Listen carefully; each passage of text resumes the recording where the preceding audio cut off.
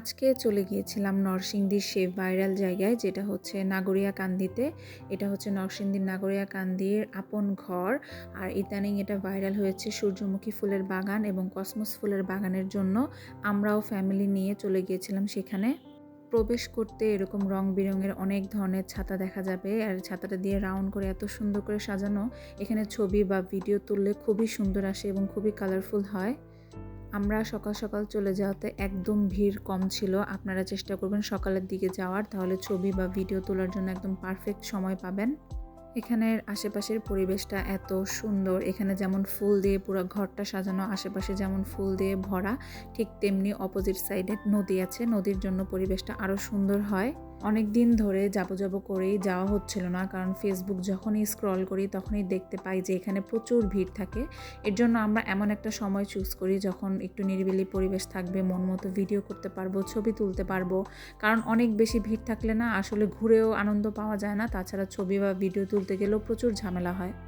আপন ঘরের এই জায়গাটা রং বেরঙের অনেক ধরনের ফুল দিয়ে সাজানো, দেখেই বোঝা যায় যে কি পরিমাণ পরিশ্রম হয় এগুলোর পিছনে, কি পরিমাণ যত্ন নেওয়া হয় এই গাছগুলোর পিছনে।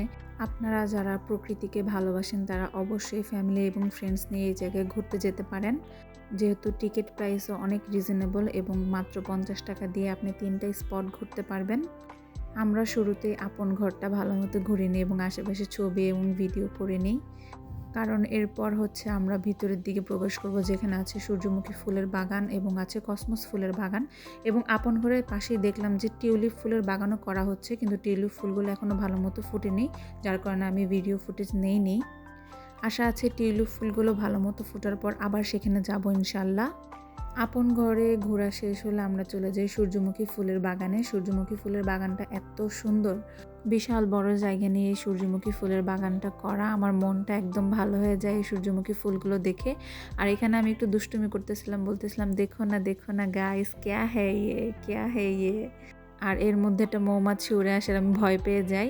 আর এরপর হচ্ছে এই যে কসমস ফুলের বাগান। কসমস ফুলের এখানে আপনি 2 ধরনের কসমস ফুল দেখতে পারবেন, একটা হচ্ছে হোয়াইট কালার আর একটা হচ্ছে পিঙ্ক কালার। মানে এত সুন্দর এই জায়গাটা, কসমস ফুলের বাগানটা আমার বেশি ভালো লাগে। গাছের ফুল গাছেই সুন্দর, কেউ যদি ঘুরতে যান অবশ্যই ফুল ছিঁড়বেন না, ফুল ছিঁড়লে জরিমানা আছে। আজকের ভিডিও এই পর্যন্তই, আল্লাহ হাফেজ।